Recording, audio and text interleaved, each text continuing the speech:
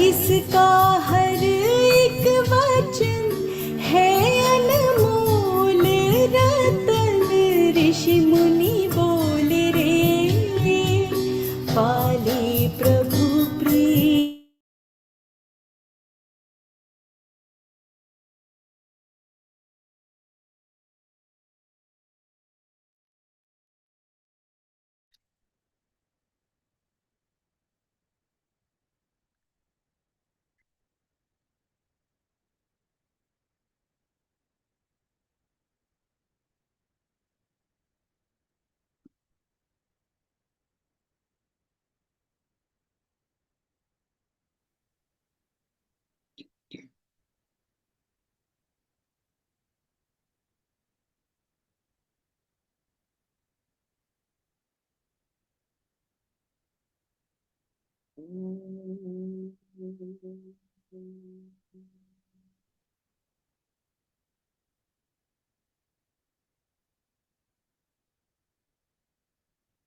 ॐ सहना भवतु, सहनौ भुनक्तु, सह वीर्यं करवावहै, तेजस्विनावधीतमस्तु मा विद्विषावहै।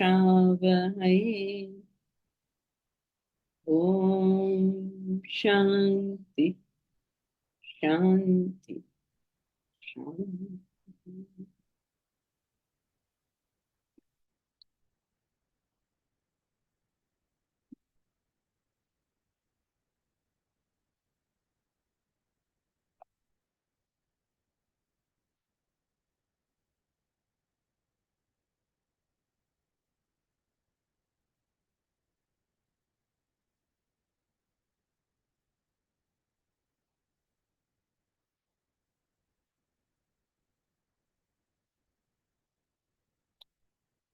Nice to see you all, or at least read your names on the first morning of the new year.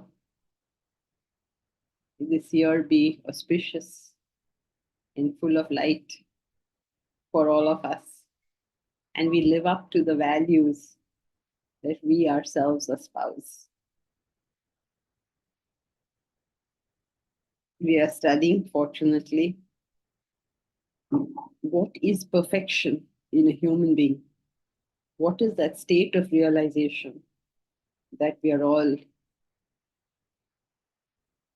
striving to reach? What is that?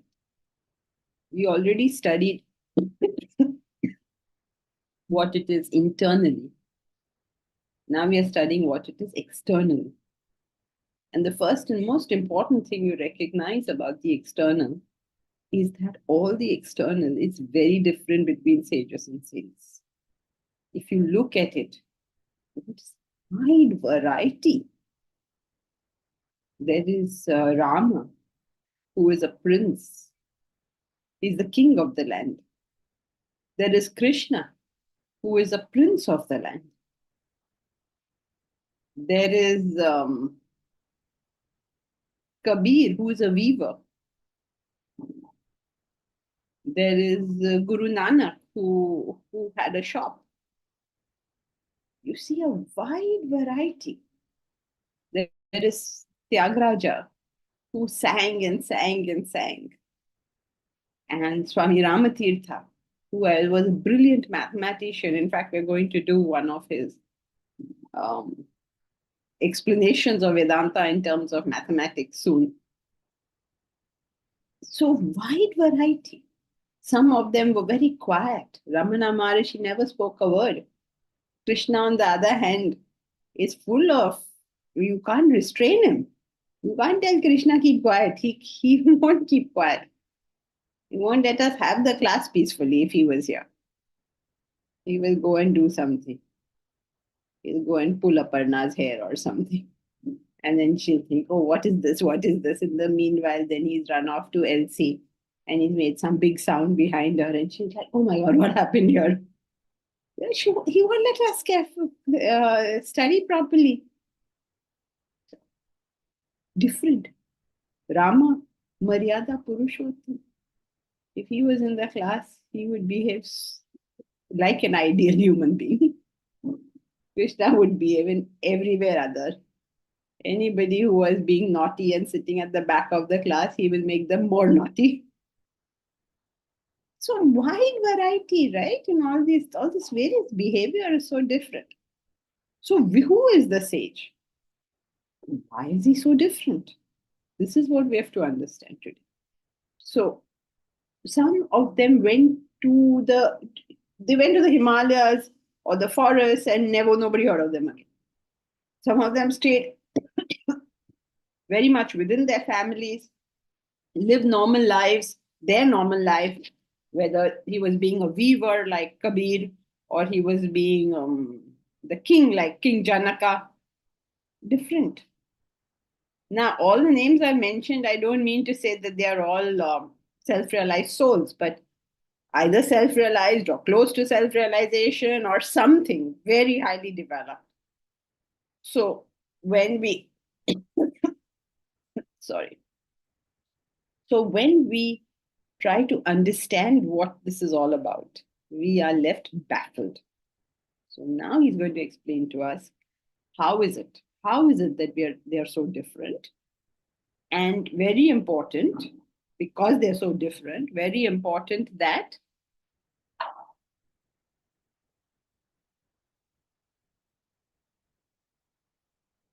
what happened? I'm only summarizing last time. They are established in the divinity within. Okay, but what is very important for us to know?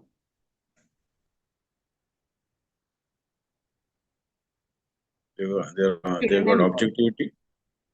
What is very important for us to remember when we are looking at them?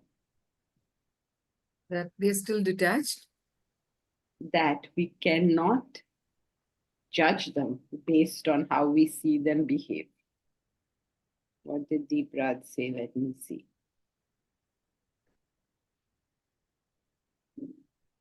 Right. We cannot determine self-realization from external things. Correct. Based on how they behave, you cannot decide whether they are self-realized or not. It just can't be done because there's no common parameter in terms of behavior. They can do anything. Like Christ will say, okay, crucify me. Do you think Christ is too dumb to be able to escape his torturers? He took it upon himself and he got crucified. You think he can't escape? Of course he can escape. He's got a brighter intellect than everybody else. So why would he not escape? He chose the crucifixion. On the other hand, Krishna instigated the war. So you can't say, oh, no, only if you are like Christ, then you're self-realized. If you're like Krishna, you're not. Or if you're like Krishna, you have to fight. Then you are. So therefore, in the Bible, you will see the same division taking place. Here is Moses taking action, and here is Christ. You know, Moses says, an eye for an eye. That's his law. Now, what is Christ's law? If anyone smotes thee on one cheek, lend him the other. So we feel like telling them, Arey Baba, you are one Bible, you are one religion, you make up your mind what to do. You don't tell us. But the fact is, it can be so different.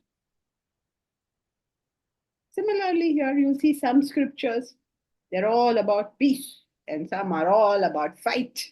Baba, make up your mind, you guys. What do you want us to do? What they're trying to tell us is none of these actions can be used as a yardstick to determine whether or not somebody is self-realized.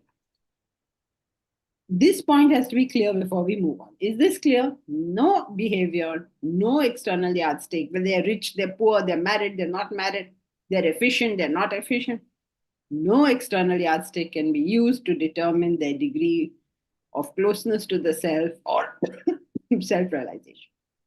If you accept this, then the question will arise, then why are they so different? If internally they're all the same, if internally they're all realized, why or not are they so different? Are they deliberately trying to confuse us? Why are they trying to confuse us like this? Right? So now this is what we have to understand. So let us go on. Who will read? Go ahead, Deepraj.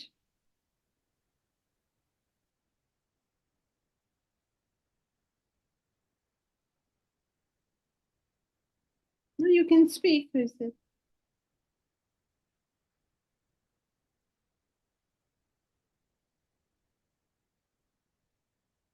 No, he was not able to hear. I don't think he is.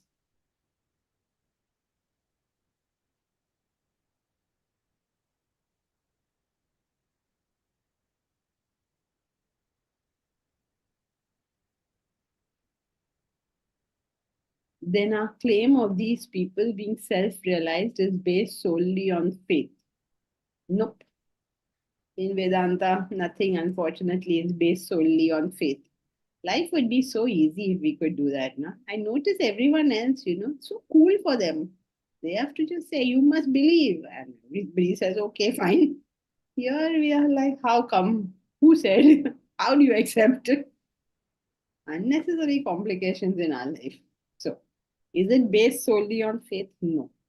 It's based on the principle that. Can anyone tell me what principle?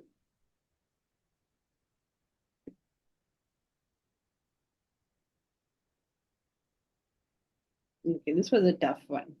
It is based on the principle that a Milton recognizes a Milton. So, we do not make an assessment about whether somebody is self realized or not. It is like, in today's language, peer review. The peers have to determine whether this person is a self realized soul or not. Just as in science, right? So, why do we say Einstein is so great? Have we made any independent assessment? The other scientists tell us that he's great. So we say, okay, he's great. They say, oh, E is equal to mc squared. It was like an amazing discovery. So we also say, okay, it was an amazing discovery. Humko kya pata? Right? So whatever they say, we are just mouthpieces, we repeat it. So ours is based on peer review. Let's put it like that. That they say, okay? So let's say Sri Ramakrishna says Ramana Maharishi is self-realized. Suppose he says. I don't know whether he says that or not. I'm just saying suppose. Then we take it. Then we say Vivekananda says that Sri Ramakrishna has realized. Whatever. I mean, we take it on peer review. So there may be some differences. Obviously, somebody will say that so and so is greater than me or less. Nobody says they're less than me, but they say, okay, my guru or whatever. So sort of you get it from that, not from our own personal assessment of it or faith about it. Okay. Now, who will read the next paragraph?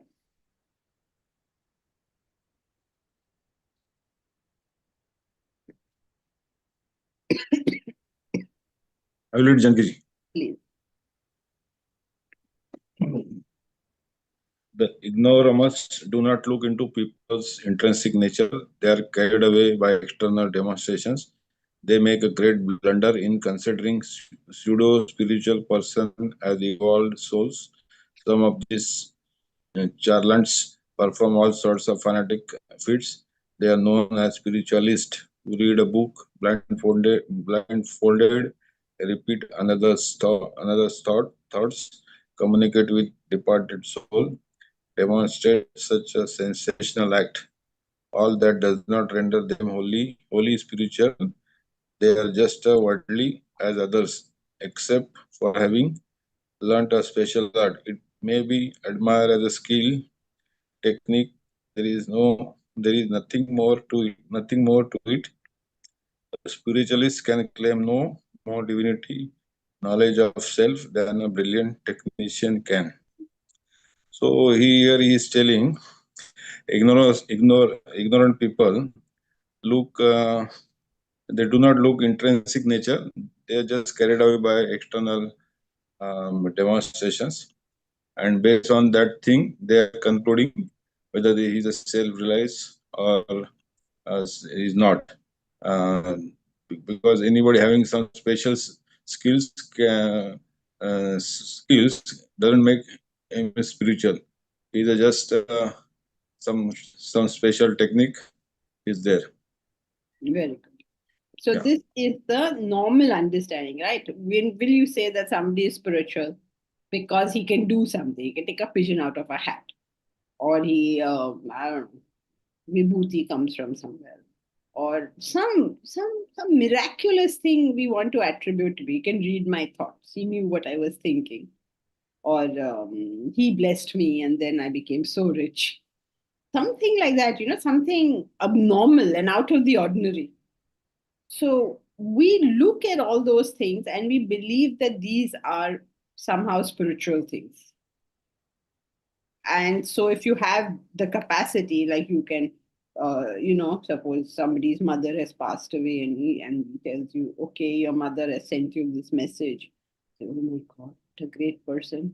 You heard from my mother who passed away 25 years ago. So, people can get very emotionally entangled in this kind of thing. So, one of the most common yardsticks that most people use to determine the spirituality of others is one word, please. Very good. Tricks. Okay. The miracles, yes. Some miracle has to happen.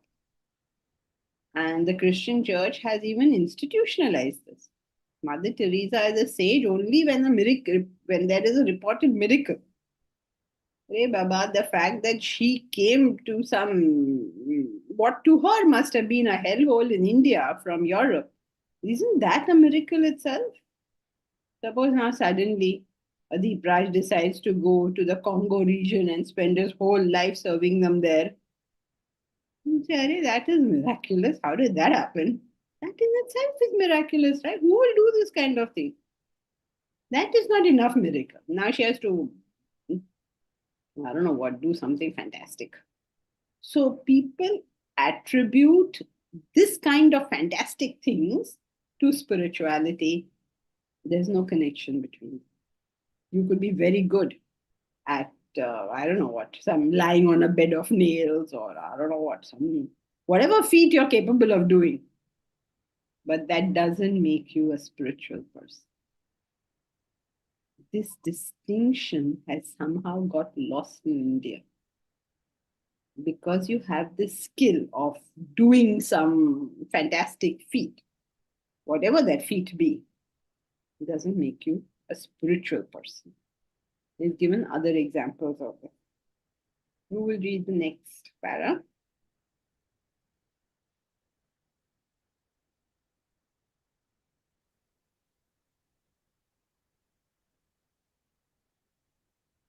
You all take so long over it that I'm only going to choose. Aparna, you'll read the next one. Sure, Janki. Some Hatha yogis are known to have buried themselves alive in a coffin. Others have swallowed razor blades, drawn needles through the skin, performed many such feats. But those men are far from being spiritual, and their feats have nothing to do with the divine state brought about by the knowledge of self. There have been instances of such men having committed crimes, even convicted by the state. However, history has shown some true sages possessing this art, the skill of performing great feats. They learned it only to draw people to educate them in the knowledge of Brahman, the supreme God. However, the knowledge of this art is in no way related to their spiritual status. So this says that in spite of, we've seen there are a lot of Hatha yogis performing kind of feats which seem to be, I mean, there's some of these feats which they are performing, and they seem to be performing great such feats, but they've just, again, it's just a skill that they have learned. it doesn't in any way say that because of that the knowledge it's not in no way related to their spiritual status. It's just a skill that they might have obtained or learned. Yeah. And one more thing. And some of them are that they've also such men have even committed crimes. So I mean they've One even more. so they've learned it only to draw people to educate them for the knowledge of Brahman. Who's they have learned it? The yogis, some of the yogis have learned it only to draw people to True educate. sages. This is the difference we're drawing, right? Yeah. So there are two kinds of. So There are two these kinds are of. feet. Okay. These are feet that you can do. So many people who know this feat, they're almost Using. criminal. Right. Or they use it, udara nimittam bahukruta veshaha. As Shankara says, for the stomach, all these various vesha, all the bahurupiyas, we take on many things. Udara nimittam. Udara means stomach. Belly sick. Vision. Huh?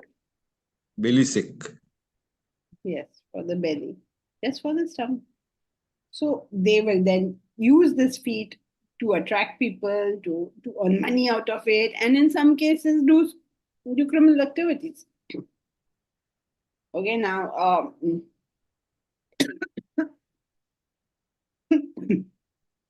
now remember Rasputin. Now Rasputin had many abilities, but was he a sage? I'm not please commenting on whether Rasputin was a sage or not. Just saying he had many abilities, but whether he was a sage or not is not dependent upon that, whatever skills these were. Now, when you learn this, we may go to the other extreme, that everybody who knows this is a criminal. That is not true. Some sages also knew these skills, right?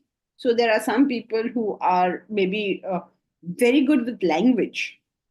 So they know like 15 languages.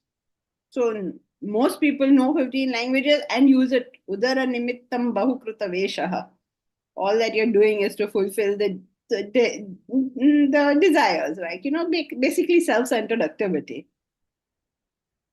But there could be a sage also who knows 15 languages. Should there be a sage who knows 15 languages? If he has that ability, then, as Deepraj says, he uses it as a PR stunt. In the sense that, nobody understands what he's really trying to convey. So therefore, sometimes they use it to attract people to the knowledge. It's like how you give a child a medicine with sugar coated, right? So they attract with something like that. So, somebody like Swami Vivekananda, he was capable of reading books and then knowing them immediately. Like, just look at a book and he knows what's in it. I said, oh, so divine he is. His divinity is not conferred because he can do this. He can do this independently. Others can also do it. But when Swami Vivekananda does it, he does it with the one interest of spreading Brahma Vidya. So please distinguish between these two things. People who learn these feats, they learn it for their self-centered interests. Like everybody is doing everything. Why does a doctor become a doctor today? Self-centered interest. Why does a teacher become a teacher? Self-centered interest. Why does an IT person take up IT? Self-centered interest. Whole thing is for that. Right? So some people learn these so-called miraculous things. Now you don't please send me I get every now and then some message. These miraculous things, can you tell me who will teach me? Will you teach me miracles? I don't do this. I do not know anyone who does it. So please do not ask me these questions. I have no idea. Okay, but it is said that you will hear this. I mean, as Indians, you will always hear some miraculous things. So he is trying to tell us, please distinguish between people who know a skill and use it for their own personal welfare, and a sage who happens to have the skill and uses it to communicate Brahma Vidya. Okay, so please distinguish between these two things. Is that clear? Janki, Janki, this last line, no? See, where is this?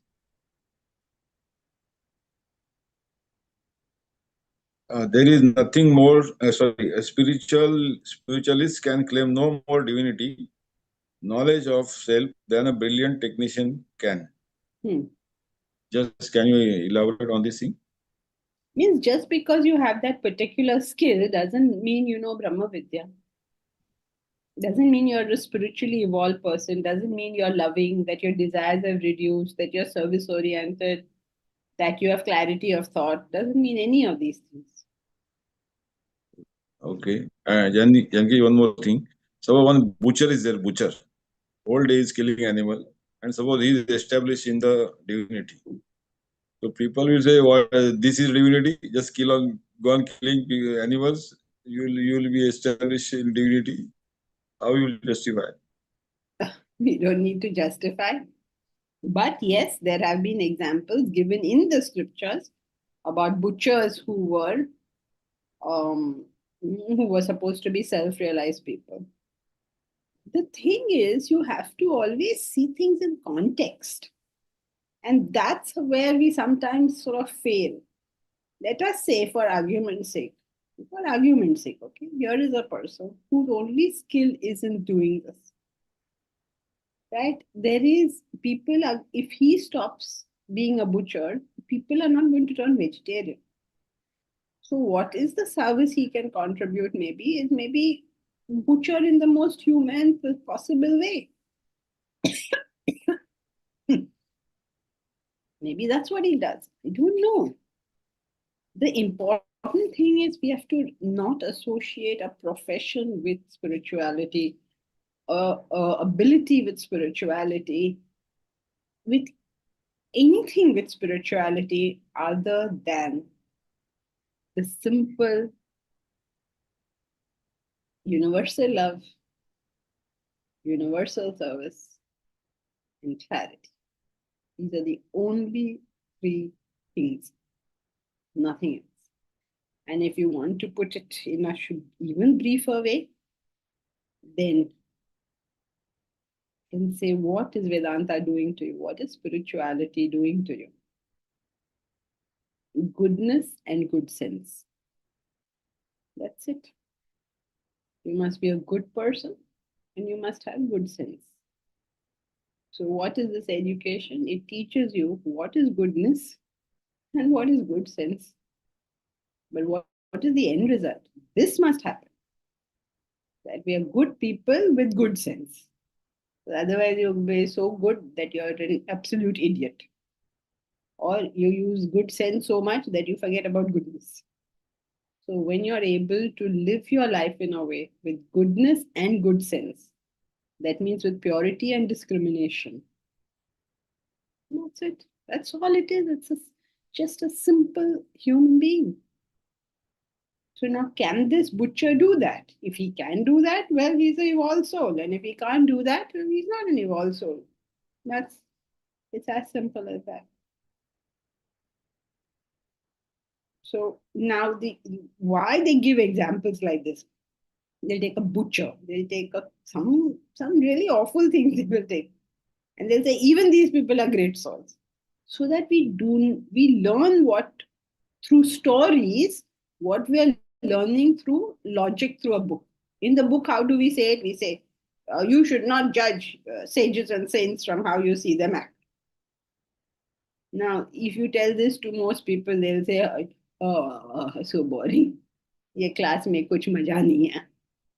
So they will, but they will learn.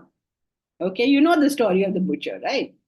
That man went to somebody's house, the lady's house, a housewife. A man was meditating in the forest, and then the birds were creating too much noise. So he looked at them and they just burnt with the power of his tapas. Then he was feeling hungry, so he went to the village to ask for bhiksha. That's what we do, no? All spiritual sadhaks, bhiksham dehi, bhiksham dehi. We are supposed to go out. This crowdfunding is the same Bhiksham Dehi. You have to take it, go to all your friends and say Bhiksham Dehi. Learn some humility. I notice nobody is taking part in crowdfunding. Nobody wants to do Bhiksham Dehi. Go to your people and say Bhiksham Dehi. Give me. Become humble. Why can't we ask anybody for anything? Oh, I am so great. Why should I ask anybody for anything? Bhiksham Dehi. So he comes into the village and says, give me alms that I may survive, give me food.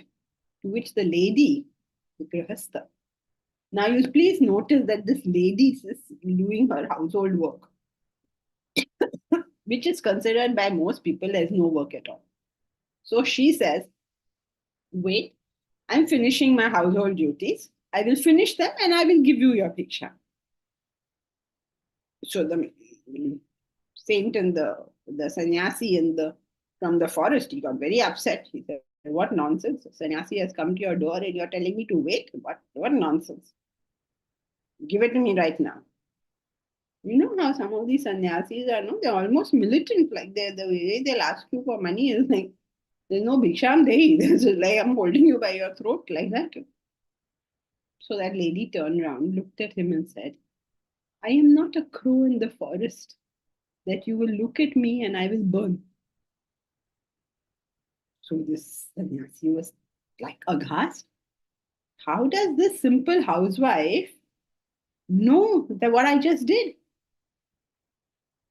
So he falls at her feet and says, Mataji, please give me Brahma Jnana. I have been trying for many years. I can't get it. You have it, so please let me know. So she tells him, I am not your teacher. You go to that other village. You go here, there. There is a butcher. He will teach you Brahma Jnana. Now, this poor sannyasi is in a really bad spot. Because first he has to bow down to the grihastha. A grihastha who's a lady and a lady who's doing housework. So he's already in a really bad state because this is like you're coming down the hierarchy, as it were, from his perspective. And now this lady says, I will not teach you. You go learn from a butcher that is coming further down now. So what is the moral of this story? And the story goes where he goes to the butcher and he tells the butcher, give me Brahma Jnana, and the butcher gives him Brahma Jnana and he becomes a Brahmanyani. Story end. What did you learn? Manifestation doesn't matter. Correct, very good. Do not judge sages and saints from how you see them act. Right now, this is such a nice long story. Everybody started listening. When I'm telling you, do not judge from sages and saints from how you see them act, then everybody's so boring. We could have gone out for Diwali, but we are hearing this. So boring. So knowledge is boring. I mean, for some of us, the stories don't work. For some of us, the stories do work. So each one will learn in his own way. When I heard Swamiji, I don't know how you all feel, but when I heard Swamiji, okay, we as Indians grow up listening to all these stories, right? When I heard Swamiji for the first time, or the first few times, the big question in my head was, but why don't people tell us the way he tells us? Why do they tell you an elaborate story, which I can't make head or tail of what they're saying? Okay, this is very clear. There is a self. All the various sages and saints call it by different names. Very, very clear, right?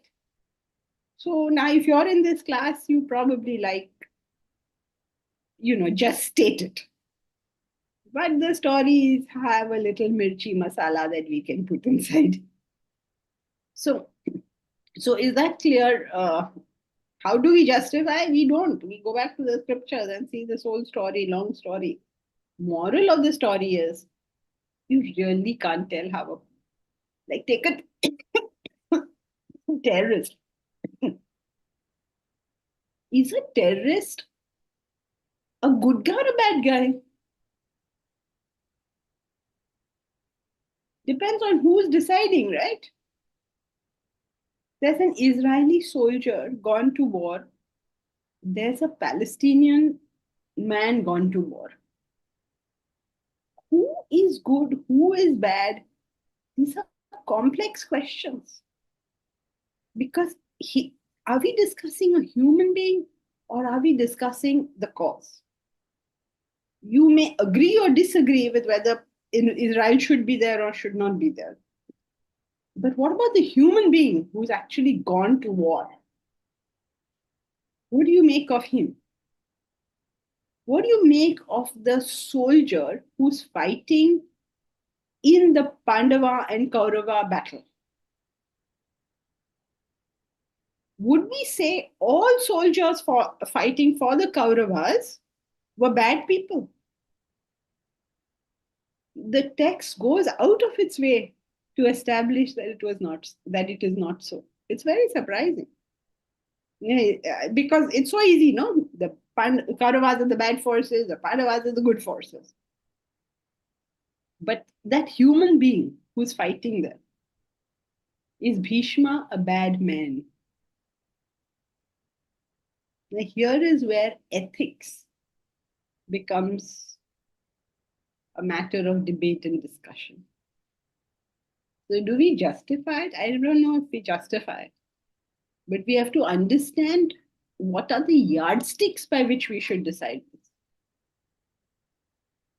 Okay, Milind, or it just got more complicated than it was originally? It's okay. Okay, right. Some stage you just give up and say, "Acha bhai, theek hai, jo bhi hai, jaisa bhi hai." Deep Raj, what religion means to 99% of people are these miracles? Correct. Well, I don't know percentage, but there's a large association of religiosity with miracles. I've seen some of these priests and pastors and all. They show like they went to that person and they say, "You will get up by the power of God. You will get up and you will see now, or you will walk now." Whatever they do.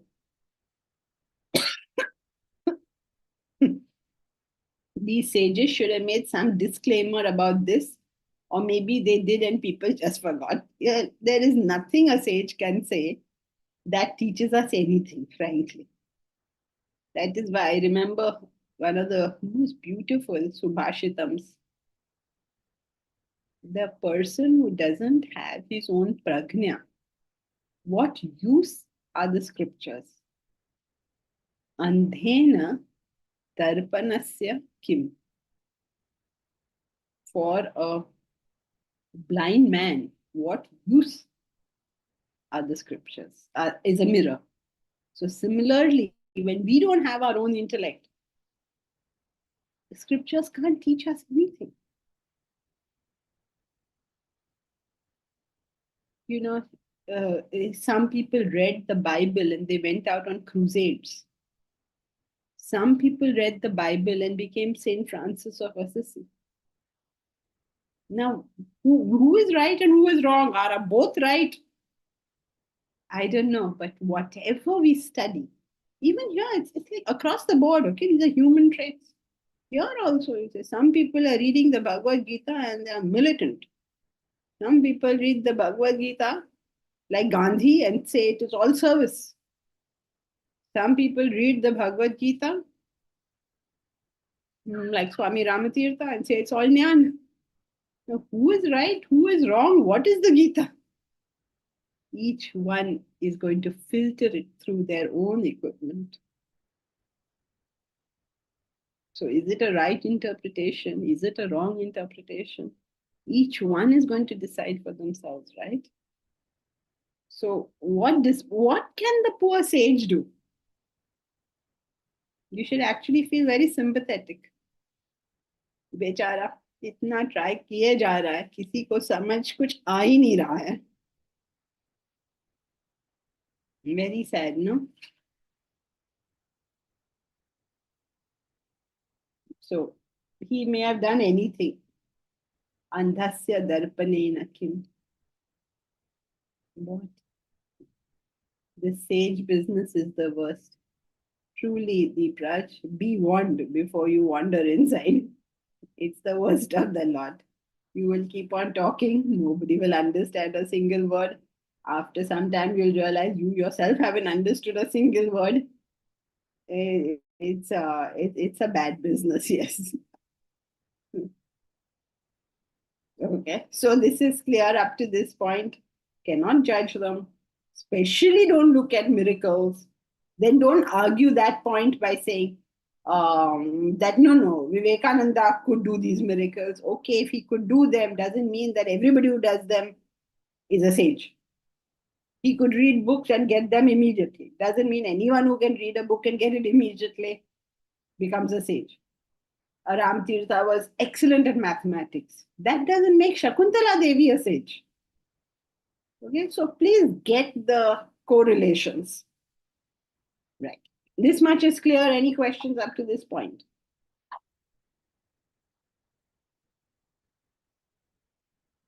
All right. So who will read the next part? Could I have a question? Hmm?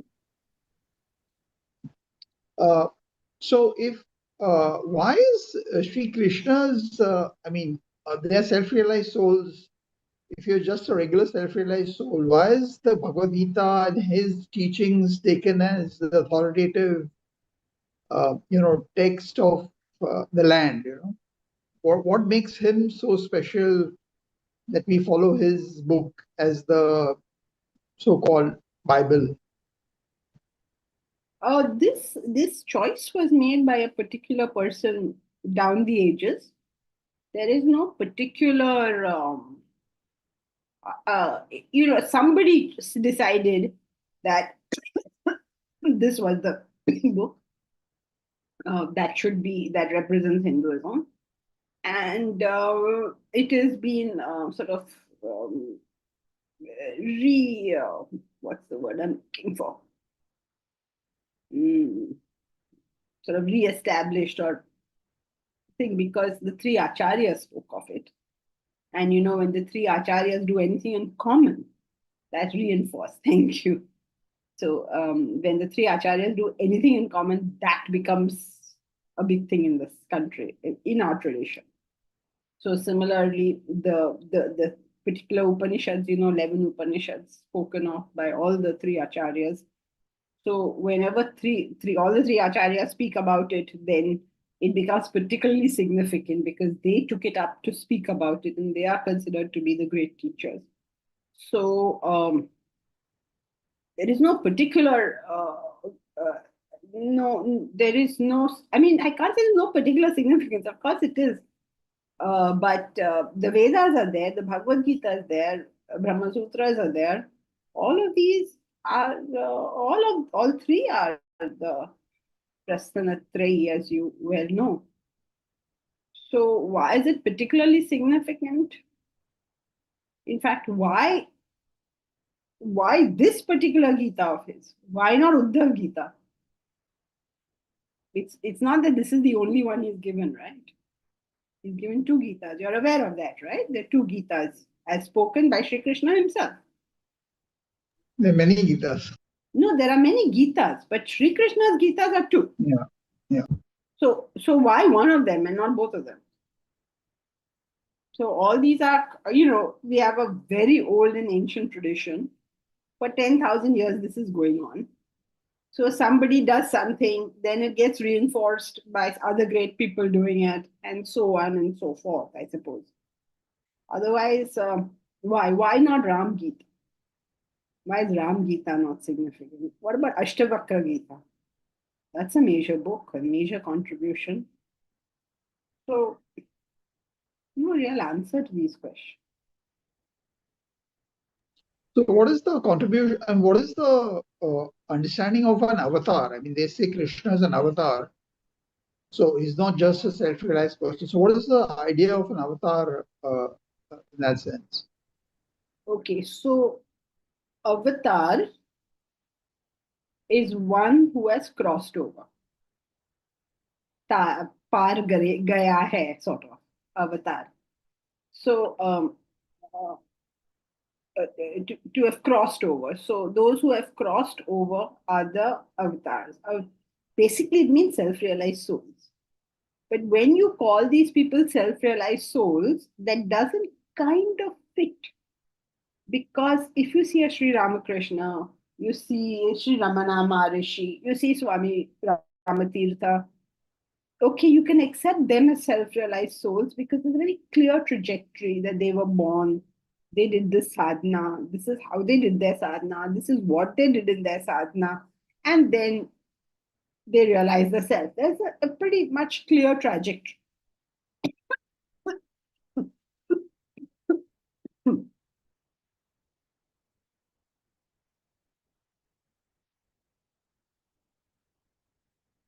But when it comes to people like Rama or Krishna, people like that, you don't see this.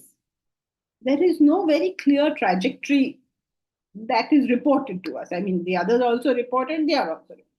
There's not such a clear trajectory.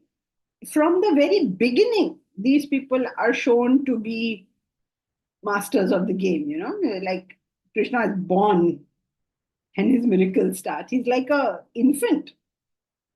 Like, how is that infant going to do anything? No sadhana, no nothing, right? So, and we also know one other fact that if you are a self realized soul, you cannot be reborn. Everybody knows this, right? That a person who's attained moksha means he has been liberated from the cycle of birth and death. So, if you have got moksha, you've got realization, you will not be reborn.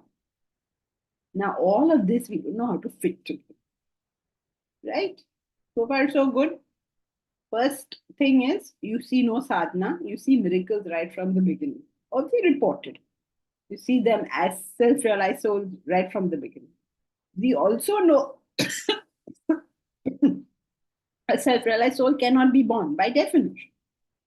Right? So these two things are there. So what makes a person, a particular sage, a particular God person as an avatar is that, let us say, Mahesh, you did your sadhana this whole janma, right? And you did everything, but you had one desire left. Let me eat dahi. One dahi, one desire. All other desires are gone, right? And then your prarabdha vasanas got over. So this incarnation got over. Now you're on the verge of realization. Only one last thing, let me eat dahi. Then, for argument's sake, it could happen that you are born, okay? And when you are born as a very small child, somebody puts a little dahi on your mouth and you realize the self. If such a thing happens with you, Mahesh, you will be known as an avatara purusha. Because there is no sadhana done in that period, in that childhood.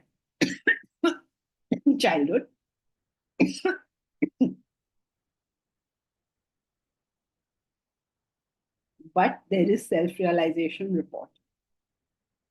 So what it means is now that Purusha is a person who realized very early in life without sadhana.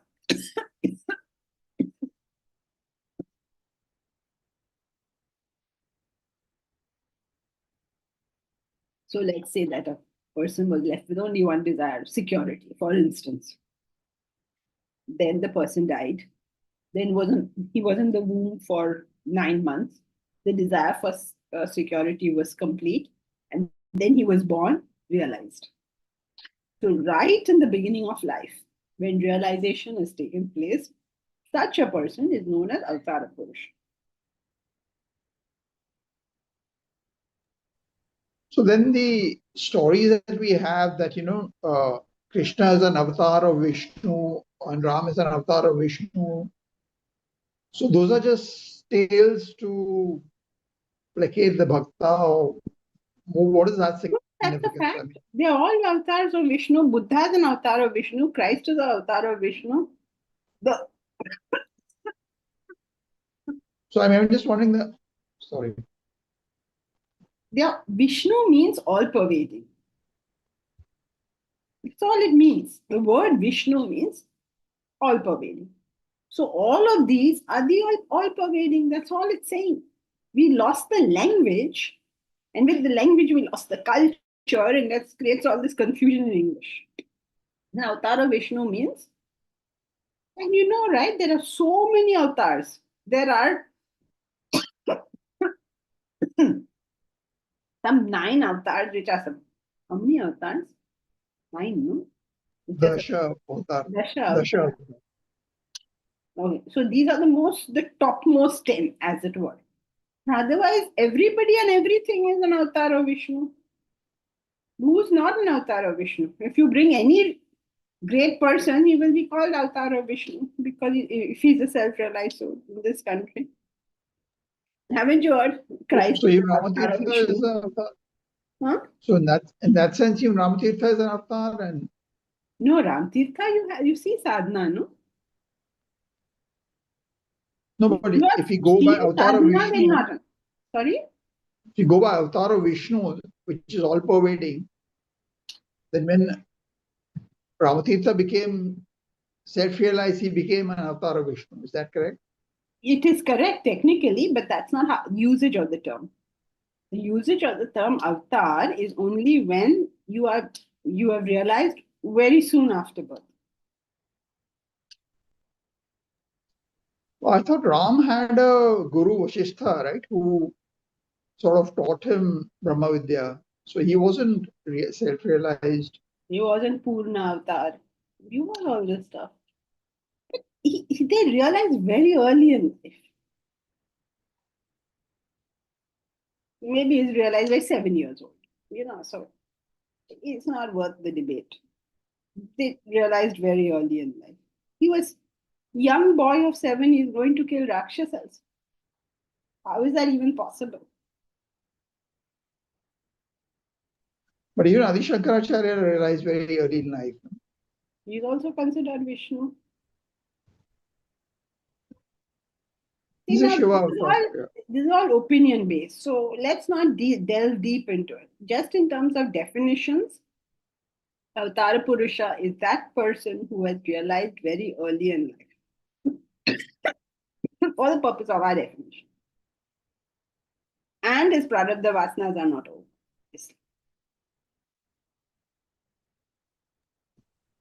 Okay, thank you. Who is Yoga Brashta? Yoga Brashta Omkar is a person who has fallen from yoga. These people have not fallen from yoga. They've simply not completed their task. Falling, there's no fall that they are undergoing. It just didn't finish. Okay? So when this person takes birth, does he or she get an environment that he completes the remaining part? Yes, of course. Depends on where he got Brashta from, right? Now take some Prahlad, for instance. Did he get an environment conducive to growth? He did. Yes. For him, that was conducive to growth. So actually, frankly speaking, every one of us get an environment conducive to growth. It is a natural law. So wherever you are is the best place for you to sharpen yourself. Even if it means getting out of there, but it will require sharpening of yourself. Do you remember in the Vedanta treatise we did that? Wherever you are, however you are in the best position to develop. Does anyone remember that? Let's see, who can tell us the page number?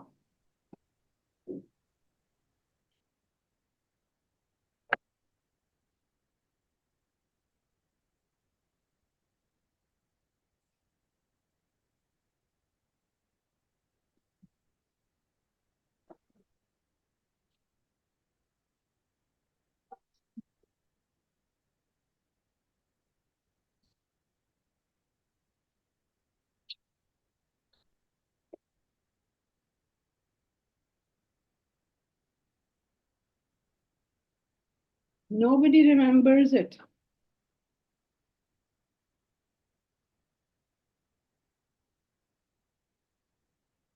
Where is it? Wherever you are.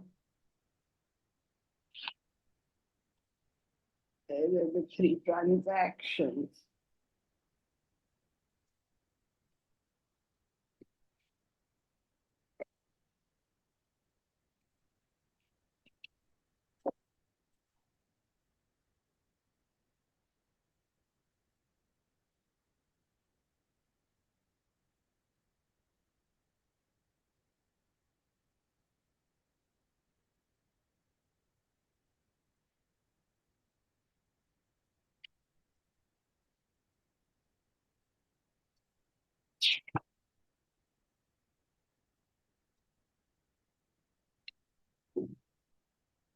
What happened? Nobody is aware of what happened before.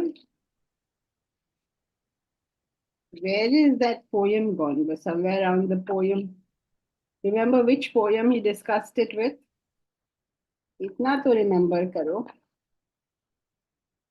Which poem? Okay, which poem by Emerson?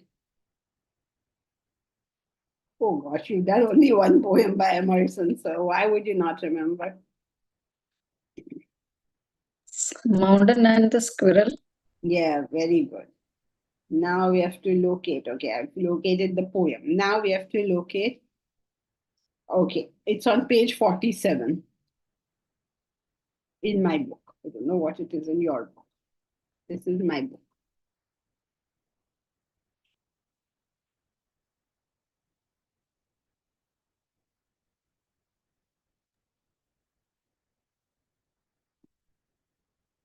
Page 59. 50. So I'm going to read that paragraph. The ignorant masses, however, are not aware of their inherent power to steer their way to perfection.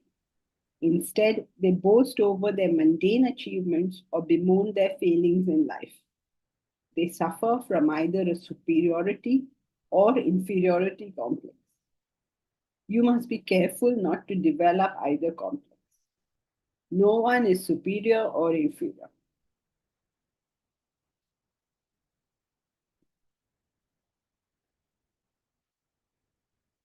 Everyone has a distinct part to play. Third para. Your present nature is correct. best suited for your development. Yeah, correct. The previous paragraph. Wherever you are, whatever you be, you must perfect all the above 3 transactions in life. Every human being is well equipped to set things right for his spiritual evolution. Your present nature is best suited for your development. Realize that. Make good use of your faculties to discover the peace and happiness within you. You are in the best place you could be. Now you can use that to grow. So will everybody gets, because basically your life is determined by your desires. Now you have to win through your desires to get to the self.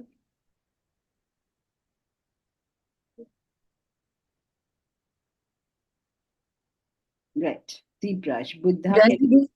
Now, 1 second, there is a question here. Buddha cannot be an avatar because he did sadhana during his lifetime. Yes, you can say it like that. Or you can say it like Rajneesh said. Rajneesh says that the Hindu is very subtle. He doesn't do conversion. What he does is he converts the God. You can put it like that. He says, oh, your God is Buddha? Very good. Buddha is an avatar of Vishnu. The God is Christ? Very good. Christ is an avatar of Vishnu. So, remember this is a 10,000-year-old tradition. All sorts of things are going on. You have to somehow make sense of it. And different people have also done different things. Okay. So who else? Somebody had a question. I was asking next. Yes, go ahead, Elsie. Just now we discussed that if some people are born just with one vasana, just to get self-realized. But when they exhaust all their vasanas, will they continue to live? We are about to do that. That's what he's trying to get to. That how will Okay. they live after all their vasanas are exhausted? How means not in what manner, but how is this even possible? So we are about to do. One more. Hmm. Janki ji, one more question. Is Krishna a real historical figure, or he was just created by Vyasa as an example of a self-realized person? You are addressing this question in the wrong class. You have to ask this question in a history class. Historical figure, historians have to tell us, right? So we don't know that. I mean, we believe so. That's the belief. But now they've done some excavation at Dwaraka and all that. Philosophers can't answer this question. Philosophers discuss the idea, not the person. Okay. And Janki ji not taking history classes.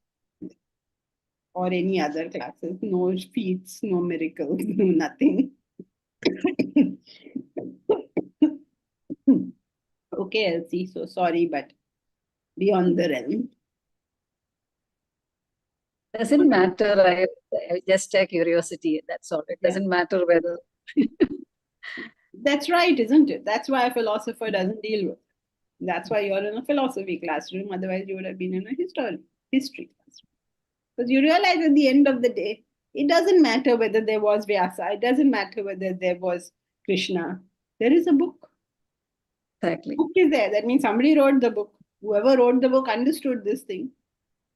And they have passed that knowledge to us. Now, what name we call him, X, Y, Z, doesn't matter. Whoever it is, our pranams to him because, or her, as the case may be, because they have left it for us. Yes, it was just an idle curiosity.